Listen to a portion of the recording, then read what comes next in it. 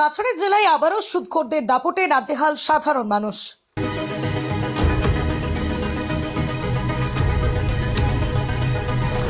মুখ্যমন্ত্রী হেমন্ত বিশ্ব শর্মার কঠোর নির্দেশের পরও ফের সক্রিয় সুদ ব্যাপারীরা।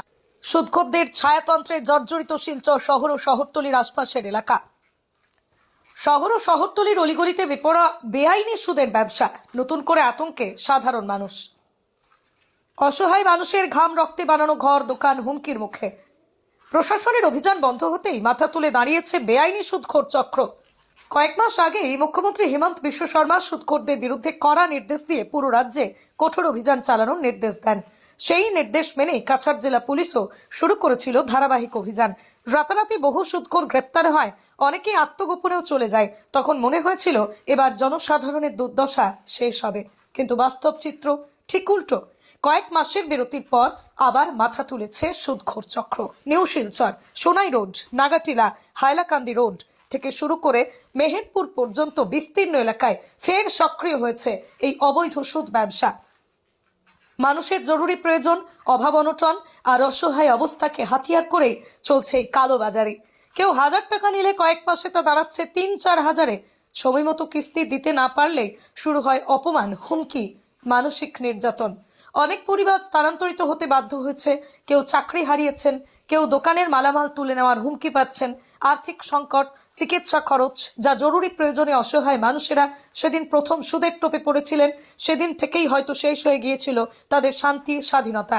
অনেকেই বাড়িঘর বিক্রি করেছেন, কেউ দোকান হারিয়েছেন, কেউ পরিবারের সঙ্গে এলাকা ছেড়ে পালিয়েছেন। এ যেন সাধারণ মানুষের জীবনে অদৃশ্য আতঙ্কের এক নতুন লকডাউন। স্থানীয়দের অভিযোগ, পুলিশের প্রথম অভিযান কার্যকর হলেও পরের দিকে নজরদারি কমে যায়, আর সেই সুযোগেই আবারও সক্রিয় হয়ে ওঠে সুদখোররা। তারা নতুন রূপে আরো বেশি সুদের ফাঁদ নিয়ে মাঠে নেমেছে। পুলিশ প্রশাসনের সামনে সবচেয়ে বড় বাধা, ভুক্তভোগীরা অভিযোগ করতে ভয় পান। আইন আছে, নির্দেশ আছে, প্রশাসনও আছে, কিন্তু অভিযোগকারী নেই। অভিযোগ করলেই পরদিন দরজায় হাজির হয় সুদখোর বাহিনী। আইন থাকলেও ব্যবহার হয় না, ভয় কাজ করে। দুই দিকে ছিলে শেষ হয়ে যাচ্ছে সাধারণ মানুষ।